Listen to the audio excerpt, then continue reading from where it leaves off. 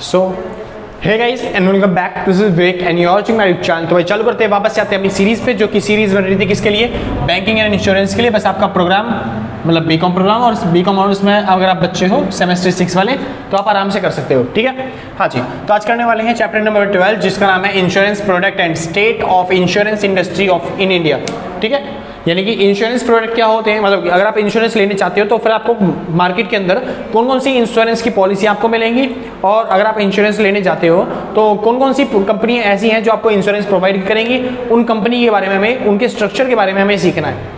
Simple है, कैसे वो स्ट्रक्चर बना था और कब तक बना था, कौन इसे बनाने का जिम्मेदार है, और एक्चुअल में कौन कौन से हैं वो आपको प्रोडक्ट जानने हैं। मतलब पॉलिसी अगर लेने जाते हो LIC की तो कौन कौन सी पॉलिसी आपको मिल सकती है। बहुत छोटा चैप्टर होने वाला है, बस खाली ज़्यादा से ज़्यादा 5 मिनट का बनेगा। तो इसलिए चालू करने से पहले बस छोटी सी बात बता दूं, अगर आप नोट्स परचेज करना चाहते हो तो इस नंबर पर कॉन्टैक्ट करके नोट्स परचेज कर सकते हो आराम से। जो भी मिनिमम अमाउंट होगा वो आप व्हाट्सएप पे कर देना, आराम से कॉन्टैक्ट करिए, चैट करिए। बस कोशिश करना सर कॉल ना करो, अगर कॉल करते हो तो दिक्कत होती है कि कभी हम बिजी मिलेंगे, कभी आप बिजी मिलोगे, तो कॉल में ठीक से बात नहीं होती। तो आप व्हाट्सएप करो आराम से, हम व्हाट्सएप पर आराम से आपको रिप्लाई देंगे, ठीक है। हाँ जी, तो ज़्यादा परेशान मत करना, क्योंकि भाई है मेरा, तो ज़्यादा दिक्कत हो जाएगी वरना। तो शुरू करते हैं। तो बात आती है बस 3 टॉपिक पढ़ने हैं और आपका चैप्टर खत्म हो जाएगा पूरी तरीके से। शुरू करते हैं। पहला टॉपिक आता है इंश्योरेंस इन इंडिया। इंडिया के अंदर कितने तरह के इंश्योरेंस है और आप कितने चाहो तो कितने तरह की इंश्योरेंस पॉलिसी ले सकते हो। तो बस 4 तरह के इंश्योरेंस है। पहला आता है मरीन इंश्योरेंस। पहला कौन सा है? Marine insurance. मरीन इंश्योरेंस मतलब क्या होता है, अगर आप एक जगह से दूसरी जगह ट्रैवल बहुत ज़्यादा करते हो, ठीक है, चाहे वो गाड़ी के थ्रू, चाहे वो जहाज के थ्रू, चाहे प्लेन के थ्रू, चाहे बस के थ्रू, चाहे साइकिल के थ्रू, तो आप इंश्योरेंस ले सकते हो। और इस तरह के इंश्योरेंस को बोला जाता है मरीन इंश्योरेंस। यानी कि इसमें आपका अगर ड्राइविंग में एक्सीडेंट का खर्चा, मतलब खतरा होता है कि अगर आप एक्सीडेंट हो जाता है तो उस टाइम पे क्लेम मिलता है आपको।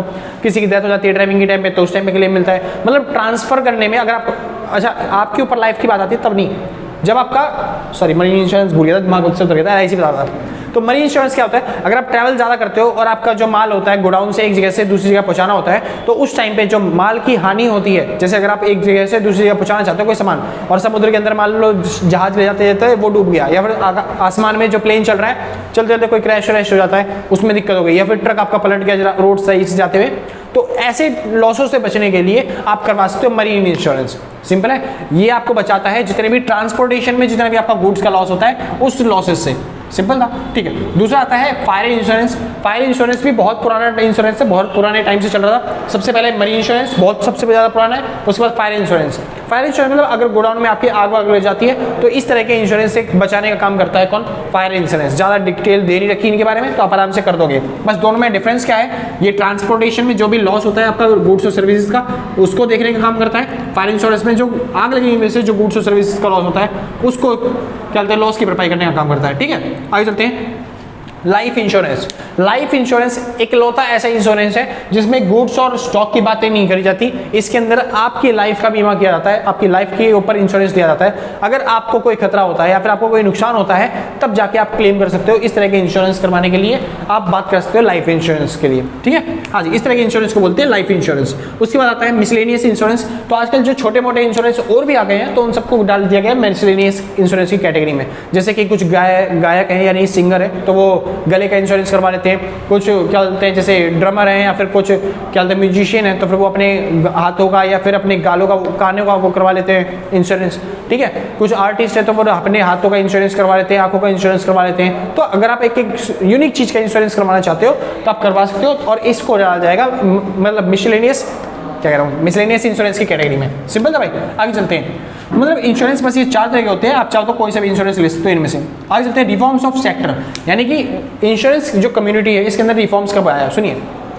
पहले लोग ना उतनी टेंशन लेते नहीं थे कि अगर इंश्योरेंस भी करवाना पड़ेगा तो लॉस हो गया तो लॉस हो गया पूरा, उसको झेलना पड़ेगा।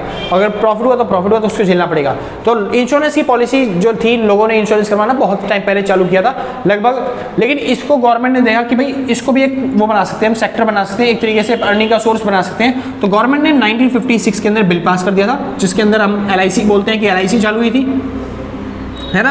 और उसके बाद 1972 के अंदर, मतलब 1956 में जो नेशनलाइजेशन वाला बिल पास नहीं हुआ था, उसके बाद तो 1972 के अंदर मैंने बताया था 2 तरह की कंपनी गवर्नमेंट ने बांट दी।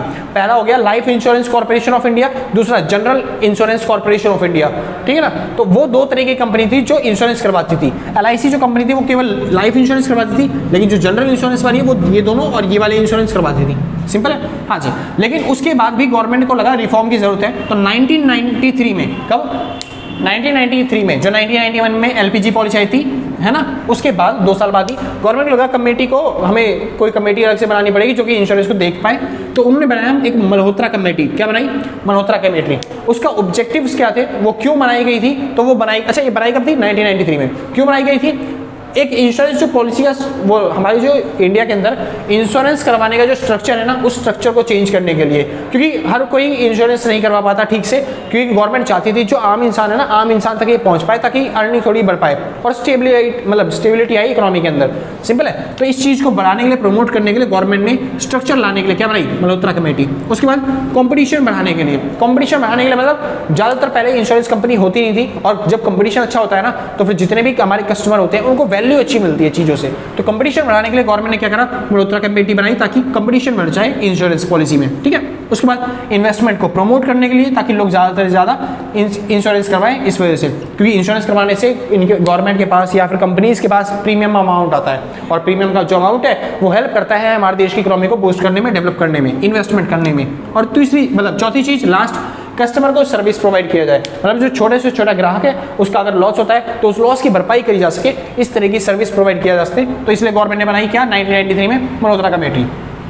खत्म भाई 2 टॉपिक। लास्ट टॉपिक रह गया मेजर प्लेयर्स। तो अगर आप इंश्योरेंस करवाने जाते हो तो फिर आपको ऐसी कौन कौन सी कंपनियां मिलेंगी जो इंश्योरेंस करती हैं? सिंपल है, उनके मेजर प्लेयर, मतलब मेजर प्लेयर आपको पता करने हैं, तो कौन कौन से हैं? तो भाई इसमें बहुत सारी कंपनियां हैं जो बहुत सारे वो करते हैं, इंश्योरेंस करती है। जैसे टाटा कंपनी इंश्योरेंस करती है, बजाज कंपनी इंश्योरेंस करती है, गोदरेज कंपनी इंश्योरेंस करती है, LIC सबसे मेन है, वो इंश्योरेंस करती है, एक्सिस बैंक, आजकल तो बैंक्स भी इंश्योरेंस करते हैं। तो इन सब की डिटेल आपको कैसे दूँ सर? आपको बुक पढ़नी पड़ेगी, क्योंकि मैं यहाँ पे समझा नहीं सकता कि हर एक बैंक किस किस तरह के प्लान लेके आता है। जैसे LIC है, LIC कौन से प्लान लेके आती है? पहला जीवन प्लान आती है, मतलब जीवन योजना प्लान आता है, एक आता है LIC का फुल फैमिली प्लान, एक आता है क्या बोलते हैं उसे, जॉइंट फैमिली प्लान इंश्योरेंस के लिए, हाँ जी, और एक आता है क्या बोलते हैं उसे, छोटा प्लान आता है, टर्म इंश्योरेंस आते हैं, ठीक है, छोटे छोटे। तो इस तरीके से गवर्नमेंट मतलब LIC जो है वो अलग अलग प्लान से लेके आती हैं। ऐसे ही जो अलग अलग बैंक्स है या फिर अलग अलग जो इंश्योरेंस कंपनी है वो अलग अलग प्लान से लेके आती है, उन प्लान के बारे में आपको पढ़ना पड़ेगा। अगर आपको लगता है कि मेरे को दिक्कत हो रही है तो भाई इंश्योरेंस के बारे में यहाँ पे समझा नहीं सकता कि कौन सी कंपनी कौन सी ला रही है, मेरे को खुद को याद नहीं है, ठीक है। तो इसके लिए पेपर में आने के चांसेस भी नहीं है उसके। हाँ, अगर आप पढ़ना चाहते हो तो मैं डिस्क्रिप्शन में लिंक दे दूंगा, आप मेरी वेबसाइट पे पहुंच जाओगे, थोड़ा सा स्क्रॉल करना, हमारी एड्स के बाद लास्ट में आपको मिल जाएगा इंश्योरेंस के लिए PDF, आप आराम से उसको देख सकते हो, डाउनलोड कर सकते हो, बाकी आपकी मर्जी। सिंपल भाई। तो यहाँ पर खत्म होती है आपकी वीडियो। अगर आपको वीडियो अच्छी होगी तो लाइक शेयर सब्सक्राइब करके पक्का जाना, और अगर आप नोट्स परचेज करना चाहते हो तो इस नंबर पर कॉन्टैक्ट करना, जो भी मिनिमम अमाउंट होगा व्हाट्सएप पे करके नोट्स परचेज कर लोगे। तो आज के लिए बस इतना ही, मिलते हैं कल सेम टाइम से दिन, और टाटा बाय बाय।